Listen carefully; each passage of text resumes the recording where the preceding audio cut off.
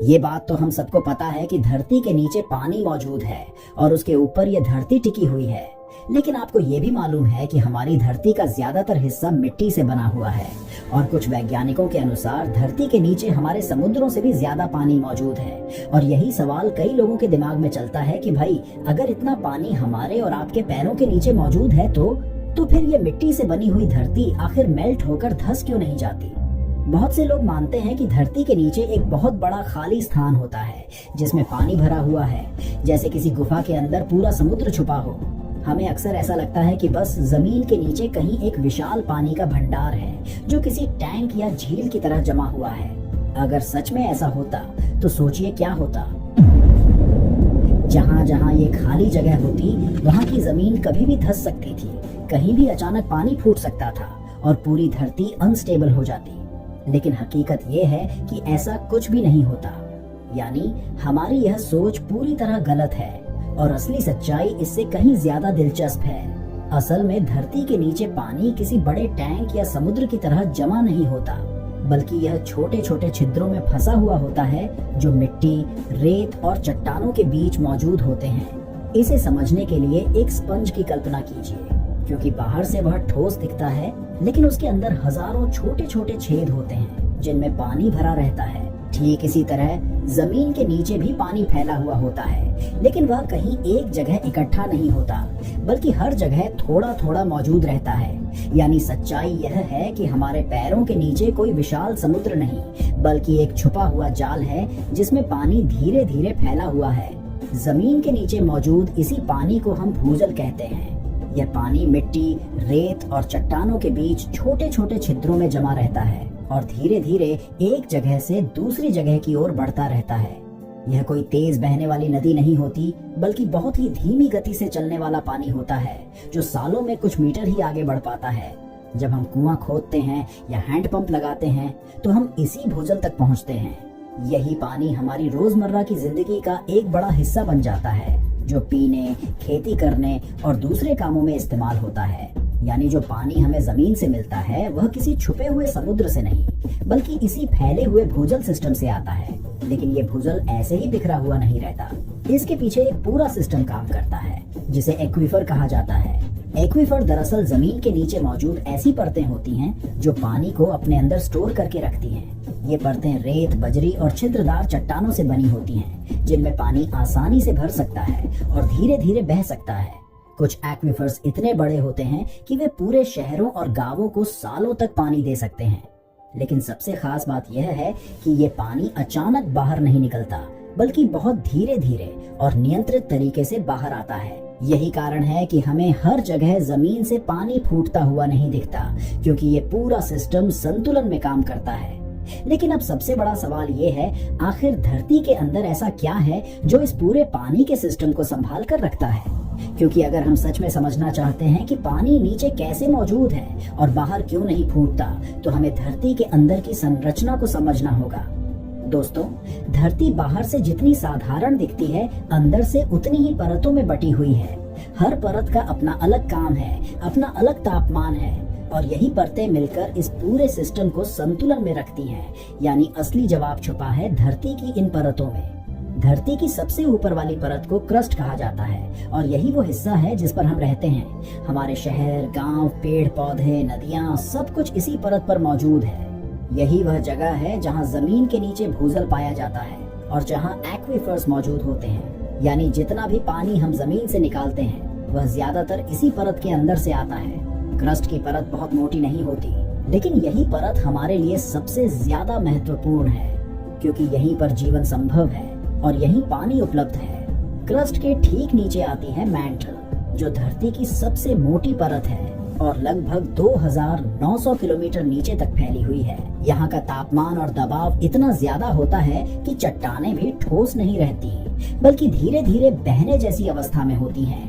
इस गहराई पर पानी वैसा नहीं रह सकता जैसा हम जानते हैं। न वह नदी बन सकता है, न ही किसी झील की तरह जमा हो सकता है। लेकिन हैरानी की बात यह है कि यहाँ एक खास प्रकार का खनिज पाया जाता है, रिंगवुडाइट, जो पानी को अपने अंदर कैद करके रख सकता है। यानी मैंटल में पानी जरूर मौजूद है, लेकिन वह खुला हुआ नहीं है, बल्कि चट्टानों के अंदर छुपा हुआ है। वैज्ञानिकों का मानना है कि धरती के अंदर छुपा हुआ ये पानी हमारे सारे महासागरों जितना या उससे भी ज्यादा हो सकता है, लेकिन ये पानी आज भी हमसे सैकड़ों किलोमीटर दूर नीचे चट्टानों के अंदर कैद है, जिसे आज के समय में निकाल पाना पूरी तरह नामुमकिन है। यानी जो पानी हम पीते हैं उसके काफी नीचे पानी का एक विशाल भंडार मौजूद है। मैंटल के नीचे आता है आउटर कोर, जो धरती का एक ऐसा हिस्सा है जहां सब कुछ पूरी तरह से पिघला हुआ है। यह परत मुख्य रूप से मोल्टन आयरन और निकल से बनी होती है, यानी यहाँ धातुएं तरल रूप में मौजूद होती हैं, बिल्कुल खीर की तरह। यहाँ का तापमान इतना ज्यादा होता है कि किसी भी तरह का पानी यहाँ टिक ही नहीं सकता। अगर पानी यहाँ तक पहुँच भी जाए तो वह तुरंत भाप बनकर खत्म हो जाएगा। यही आउटर कोर धरती के मैग्नेटिक फील्ड को भी बनाता है, जो हमें सूरज की खतरनाक किरणों से बचाता है। यानी इस गहराई पर पानी का कोई अस्तित्व नहीं बचता, सिर्फ गर्मी और पिघली हुई धातुएं ही रह जाती हैं। आउटर कोर के भी नीचे जाने पर हमें एक और कोर दिखाई देती है, जिसे इनर कोर कहते हैं, जो धरती का सबसे गहरा और रहस्यमय हिस्सा है। यह पूरी तरह से ठोस धातु से बना होता है, मुख्य रूप से लोहे और निकल से। लेकिन हैरानी की बात यह है कि इतना ज्यादा तापमान होने के बावजूद भी यह ठोस रहता है, क्योंकि यहाँ दबाव बेहद ज्यादा होता है। इसका तापमान सूर्य की सतह जितना माना जाता है, यानी हजारों डिग्री सेल्सियस। यहाँ ना पानी मौजूद है, ना ही किसी भी तरह का जीवन संभव है। यानी जैसे जैसे हम धरती के अंदर जाते हैं, पानी की दुनिया खत्म होती जाती है और उसकी जगह ले लेती है अत्यधिक गर्मी और दबाव। लेकिन अब सवाल ये उठता है, आखिर धरती में पानी आता कहाँ से है और ये पानी क्या कभी खत्म हो सकता है? इसका जवाब छुपा है प्रकृति के एक अद्भुत सिस्टम में, जिसे हम वाटर साइकिल कहते हैं। जब सूरज की गर्मी से समुद्र और नदियों का पानी भाप बनकर ऊपर उठता है तो वह बादलों में बदल जाता है। फिर यही बादल बारिश के रूप में पानी को वापस धरती पर गिराते हैं। बारिश का कुछ पानी नदियों और समुद्र में चला जाता है, लेकिन एक बड़ा हिस्सा धीरे धीरे जमीन के अंदर समा जाता है। यह पानी मिट्टी और चट्टानों के बीच से रिसते हुए नीचे जाता है और भूजल बन जाता है। फिर यही पानी कुओं, हैंडपंप और झरनों के जरिए वापस हमारी जिंदगी में लौट आता है। यानी यह एक लगातार चलने वाला चक्र है जो धरती के अंदर मौजूद पानी को संतुलन में बनाए रखता है। अब सवाल ये है, क्या जमीन के नीचे हर जगह एक ही गहराई पर पानी मिलता है? जवाब है नहीं। कुछ जगहों पर पानी बहुत कम गहराई पर मिल जाता है, जिसे हम शैलो ग्राउंड वाटर कहते हैं। वहीं कुछ जगहों पर पानी बहुत गहराई में होता है, जहां तक पहुंचने के लिए बोरवेल की जरूरत पड़ती है। जब हम बोरिंग करते हैं तो हम जमीन की अलग अलग परतों को पार करते हुए उस लेयर तक पहुंचते हैं जहां पानी मौजूद होता है। लेकिन ध्यान देने वाली बात यह है कि पानी हर जगह समान मात्रा में नहीं होता और हर मिट्टी पानी को एक जैसा स्टोर नहीं करती। कहीं पानी जल्दी मिल जाता है तो कहीं बहुत गहराई तक जाने के बाद भी नहीं मिलता। यानी जमीन के नीचे पानी एक समान नहीं फैला होता, बल्कि यह जगह जगह अलग अलग गहराई और मात्रा में मौजूद होता है। लेकिन अब एक और दिलचस्प सवाल ये है कि आखिर हर जगह पानी एक जैसा क्यों नहीं मिलता? इसका जवाब छुपा है दो वैज्ञानिक गुणों में, पोरोसिटी और परमिएबिलिटी। पोरोसिटी का मतलब होता है किसी मिट्टी या चट्टान में कितने छोटे छोटे छिद्र मौजूद हैं। जितने ज्यादा छिद्र होंगे उतना ज्यादा पानी वहां जमा हो सकता है। वहीं परमिएबिलिटी का मतलब है पानी कितनी आसानी से उन छिद्रों के बीच से गुजर सकता है। कुछ मिट्टी जैसे रेत पानी को आसानी से अंदर जाने देती है, इसलिए वहाँ पानी जल्दी जमा होता है।